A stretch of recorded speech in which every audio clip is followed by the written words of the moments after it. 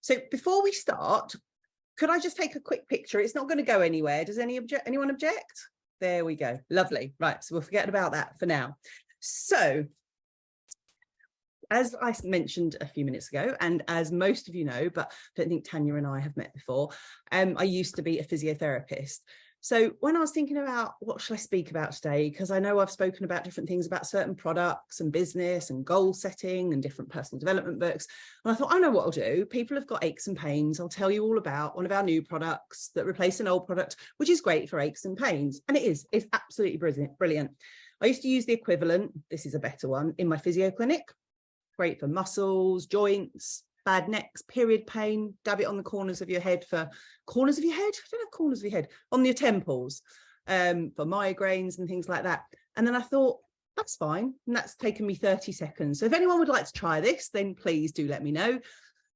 25% discount for any 1N members. Wonderful. But I thought, what can I actually do that's going to be a bit more beneficial to you? So what I thought I'd do is give you some tips with regards to your workspace and how you're actually abusing your bodies to work. Okay, that's why I took a little picture at the start, just because I'm noticing the way some people sit. And look at you all suddenly like, oh, okay.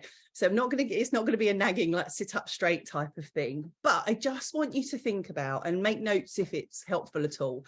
Where do you work? Okay, and I can honestly say I have worked in the situation that most of you are in. So some of you are at actual designated desks. Some of you might be at like a kitchen table. I'm at my kitchen table right now. Some of you are sitting on the sofa, Ben's in bed. And I have worked, or on the bed. I have worked in all of those places, especially during lockdown. Some days if I wanted to like get on my laptop, my own business, I can lay in bed, can't I? Okay. So where do you work? Do you work in the same place whenever you do work? Do you have a designated desk? Do you have a designated room? Do you have kind of one of these fancy kind of built things like Laura has down the end of the garden? Are you in exactly the same position every time? And is that position a good position? Do you drive to see clients? And have you ever thought about, so I know like Yasmin's probably out and about, have you ever thought about your seating position in the car? Because that's really, really important as well. So if you have aches and pains from an injury, or if you have aches and pains from a particular condition, then how you are when you're working is going to affect those things. It might not be the cause, but you're certainly not going to improve them if you're doing things, habits, positioning, poor work setup. You're only going to make those things worse. And the first thing I would do as a physio when someone came to me with neck pain, arm pain, back pain, leg pain, foot pain, pretty much anything, headaches, we would look at the position they're in when they sleep and the position they're in when they work, because they are the things you do for the most hours every day. So most people think, oh, aches and pains are those people that go to the gym all the time, or those people that run every day. No, it's the people. Yeah, not you, Ness. It's not the gym goers. It's Martin has just fallen off his chair laughing. Apologies. It's how long do you sit for and how long do you lay down for in the wrong positions? Okay, so this all falls under ergonomics, and ergonomics in the workplace, one of the definitions is fitting the job or the task to the physical and mental capabilities of the worker. So it's not just a case of making sure that your table height and your chair height's correct. There's quite a lot more in it than that. So it's looking at the kind of designing and the arranging of everything that you're using. So have a think right now.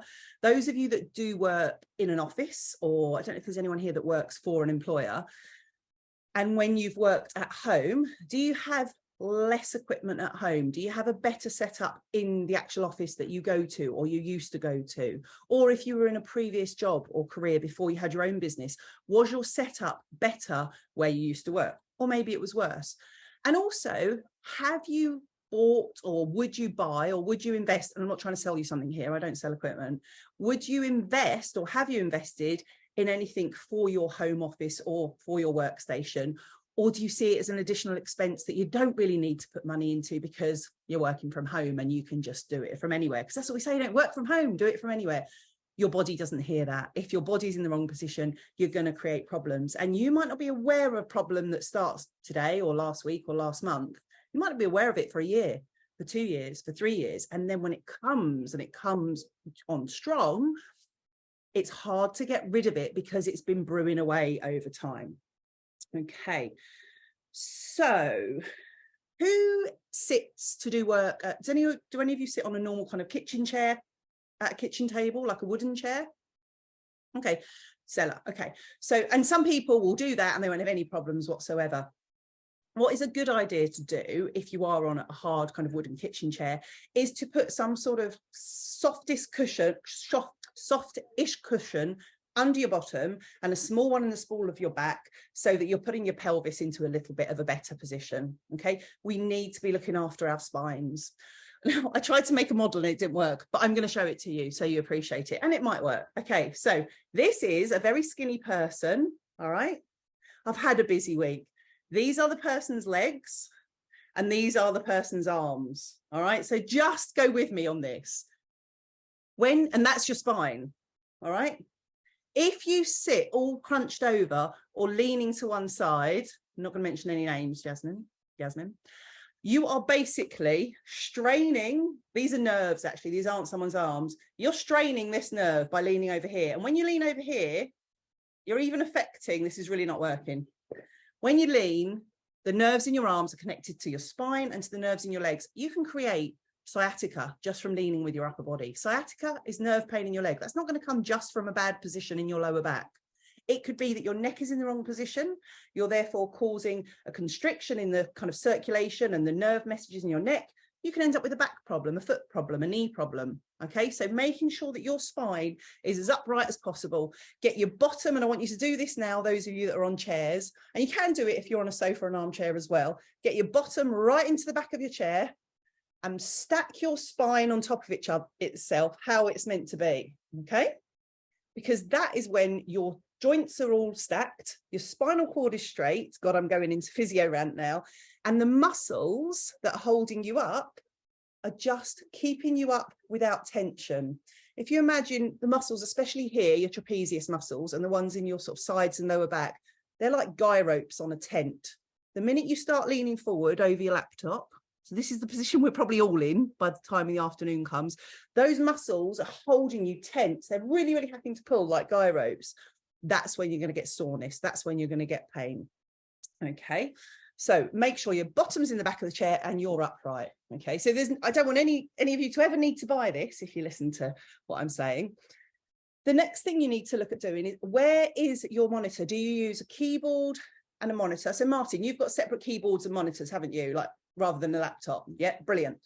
I'm on a laptop.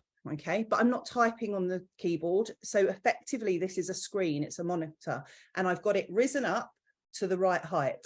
It's currently resting on my son's record player because he's not put it in his room, and the folder out of his car that's got his logbook in. You don't have to have fancy equipment for that, but make sure when you're looking at the middle of your screen, your eyes are just looking down slightly. Okay, now some people like to tilt their screen away slightly, 10 or 20 degrees to stop glare. Now this I didn't know. If you've got varifocals on, which I have, tilt it a little bit more, and then you'll be using your varifocals in the way that they're intended, and you won't be having to kind of do this all the time. But make sure your monitor is arm's length away from where you're sitting. Does anyone use two screens at all? Do you have more than one screen, Martin? You've got three. Okay, so if you have two screens, you really need to make sure that they are directly in front of you and the join of the screen is in the middle of where you're looking. If you have three, then ideally you'd have your main one in front of you and the other two either side. Then when you go on to things like networking meetings, what you really don't want to be doing is what Martin's doing, which is having your screens here and then sometimes turning to watch everybody over there. Because just like we want your spine stacked to take the strain off of your spinal cord and all of your nerves, if you're turning even slightly, either for prolonged periods or repetitively, that's when you're going to cause inflammation within your nerves that can cause problems further down the line. Okay, if you're somebody that already gets any hand symptoms, any arm symptoms, any neck symptoms, you really need to look at the positioning of your monitors and everything. And then the last kind of technical bit I'm going to go through, your elbows should be loosely at your sides. It shouldn't be like your sort of desk or table is really high like this. Your elbows should be loosely at your sides and your wrists should just be going out sort of level with your elbows. Okay. Now you can get chair raisers. So Yasmin will know about these sort of things. Chair raisers, you can get table raisers if you've not got an adjustable desk. And I would certainly say, you know, it's worth it. These things don't cost a lot of money. They're a business expense. So you put them down as a cost. It's a, you know, it's not, you know, put it on that list. But spend the money on making a few adjustments and looking at your workspace now, rather than in 6 months or 12 months having to pay out for loads of physio treatments. Yeah, a little bit now could save you a lot in the future. If, like we've got the lovely Claire, you work from the sofa sometimes, okay, which I do quite a lot, because actually I've got a bit of a back problem. And if I sit in a chair, this sounds like a ride. Yeah, definitely. If I sit in a chair of like proper height and everything I've just told you, but if I did it all day, I would then get achy. So I do actually like to switch up where I work from. So if you are sort of seated in a soft thing, again, make sure your bottom is as far back and you've got a small cushion in the small of your back. Okay. So what else? Just checking. There were a couple of other things I wanted to do. 2 screens, 3 screens. If you are using a laptop and you are doing a lot of keyboard, you've got two minutes, thank you, Laura. And if you are using a keyboard, try and make sure that if you're using a laptop, try and invest in, doesn't need to cost much money, a separate keyboard, and put your laptop up as if it's just a monitor, and then have your keyboard separately. For somebody like Ben, I don't know, do you do some of your work and your sort of correspondence in the position that you're in? You're just going to have to kind of look at the position you're in, and is there a way you can, I don't know what you currently use, you know, have your keyboard, or sorry, your laptop or monitor, again, look at the eye level, and you're going to need to alter the height of your monitor or laptop depending on whether you're kind of reclining more than upright. And then look again, you can still look, Ben, at the position of your arm and your elbow lying in bed. You don't want it to be too bent, you don't want it to be too straight, and again, look at the position of your neck. Does that make sense?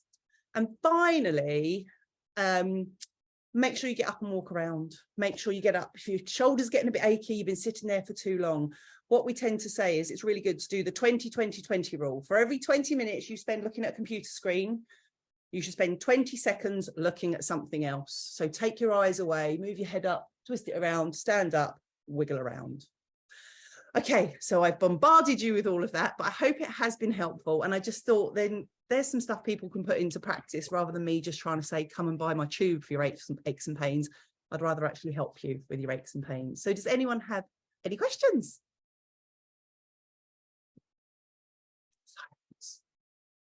Tanya, I'm just about to invest in a stand-up, sit-down desk. Which we didn't discuss because I thought that's a whole other thing, but they are wonderful.